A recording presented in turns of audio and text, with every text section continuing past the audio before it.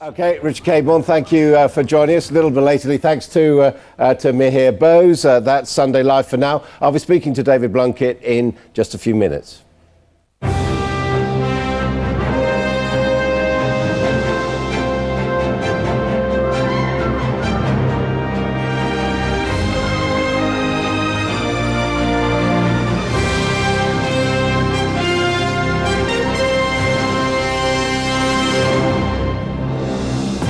Good afternoon. On Sunday, the 9th of April, these are the top stories here on Sky News. Berlusconi's job hangs in the balance as Italy goes to the polls. On the brink of civil war, Egypt's Mubarak warns of catastrophe if coalition troops pull out of Iraq. Labour's feuding at its worst for 50 years. Roy Hattersley calls on Tony Blair to end the uncertainty about the leadership. And coming up in the sports this Sunday lunchtime, Chelsea look to take a step closer to securing the Premiership title. Their match with West Ham is just kicking off. And there's crowd trouble in India as players abandoned in England's 5th one-day international. Live from the Sky News Centre, this is Sky News with Allan King and Juliet Foster. Now, the first votes have been cast in Italy's general election. The electorate of nearly 50 million people have 2 days to get to the ballot box.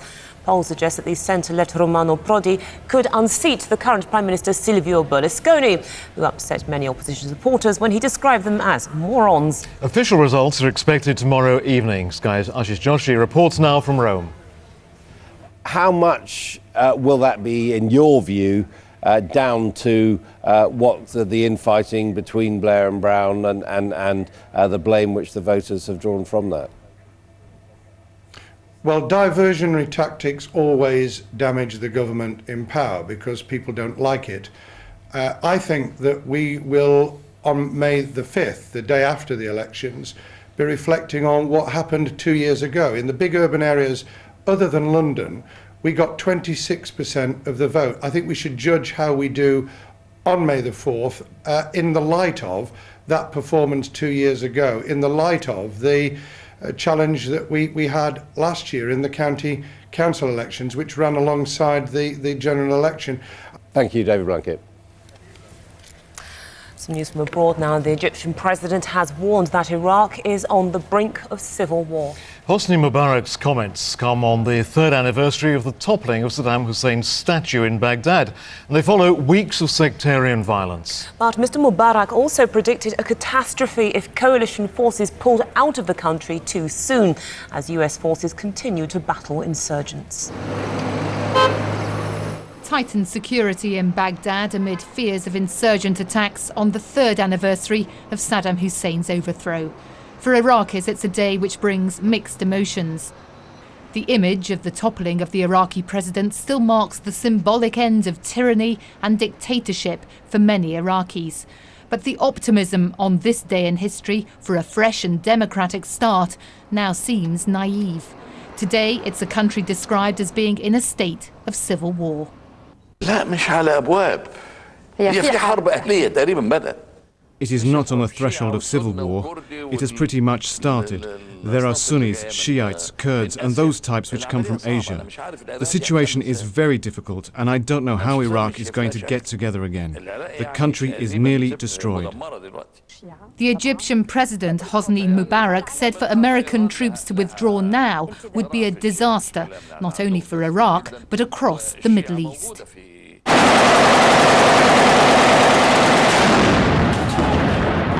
Sectarian tensions are still rising. In Ramadi, the biggest attack in weeks by Sunni Arab insurgents.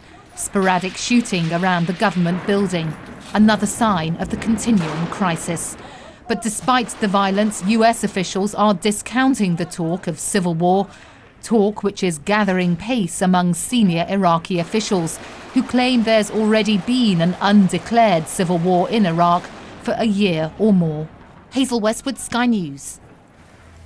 The official inquiry into the July the 7th London bombings will reportedly say the attacks were planned without direct support from Al-Qaeda. A Sunday newspaper says the report concludes that 4 suicide bombers bent on martyrdom plotted the attacks on a shoestring budget using information from the internet. But a trip to Pakistan by the ringleader Mohammed Siddiq Khan is said to have provided ideological inspiration for the bombings. Today's top stories now. Italians have begun 2 days of voting in the country's general election. After a bitter contest, polls suggest that Romano Prodi could oust the sitting Prime Minister, Silvio Berlusconi, who upset many opposition supporters when he described them as morons. The 3rd anniversary of Saddam Hussein's fall, the Egyptian president has warned that Iraq is on the brink of civil war and that ongoing violence threatens the stability of the whole Middle East. But Hosni Mubarak said that if US and coalition troops were to pull out of the country, it would be a catastrophe. And it's claimed the official inquiry into the July the 7th bombings will say the attacks were planned without direct support from Al-Qaeda. A Sunday newspaper says 4 suicide bombers intent on martyrdom plotted the London attacks on a shoestring budget using information from the internet. And don't forget, you can get full details on all those stories and many others on Sky News Active. 8 screens of information that can be accessed simply by pressing the red button on the remote control handset.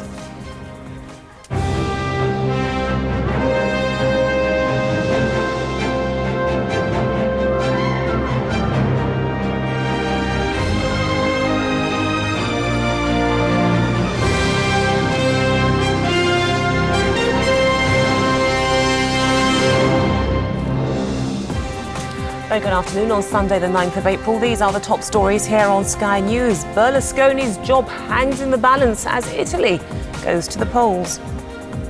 On the brink of civil war, Egypt's Mubarak warns of catastrophe if coalition troops pull out of Iraq. Labour's feuding at its worst for 50 years. Roy Hattersley calls on Tony Blair to end uncertainty about the leadership. Top sports stories. Chelsea are down to 10 men but lead 2-1 at half-time against West Ham. And crowd trouble in India as plays washed out in England's 5th one-day international. Live from the Sky News Centre, this is Sky News with Allan King and Juliet Foster. The first votes have been cast in Italy's general election. The electorate of nearly 50 million people have 2 days to get to the ballot box. 4 suicide bombers intent on martyrdom plotted the London attacks on a shoestring budget using information from the internet. And don't forget, you can get full details on all those stories and many others on Sky News Active. 8 screens of information that can be accessed simply by pressing the red button on the remote control handset. You're watching Sky News. Just coming up to 1 o'clock, here's what we have in the next hour. A royal anniversary. We look back at the first year of Charles and Camilla's marriage. The self-proclaimed Jesus of Italian politics, but can Silvio Berlusconi resurrect his re-election hopes? And drying out, could there be further water restrictions coming?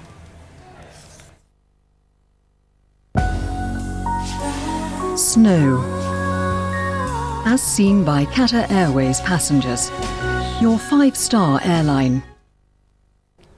Hello there. A very, very cold end to the weekend across Britain and Ireland, and plenty of heavy showers around too, wintry in nature. That means hail, rain, sleet and snow over the higher ground, taking over much of central England, running into Wales, down to the southwest, Northern Ireland too. In fact, Scotland looks like it will fare best off through the course of today, many of the showers having disappeared from there early on. So a brighter day across Scotland, and things improving through the southwest, north of Ireland as well, but out towards the east and the southeast we'll hold on to those showers right the way through the day into the evening. Now overnight the showers will finally start to disappear, leaving clear skies behind. Temperatures plummet again though, and I think we're going to see yet again a widespread frost. Ice to be scraped off the cars on Monday morning as you start your journey to work, and watch out for ice on the roads as well, where it's been slippy overnight. But the good news is Monday is looking much brighter and drier right the way across the UK. Not that much warmer though, it's still going to be a little bit chilly for everyone. The weather, sponsored by Qatar Airways.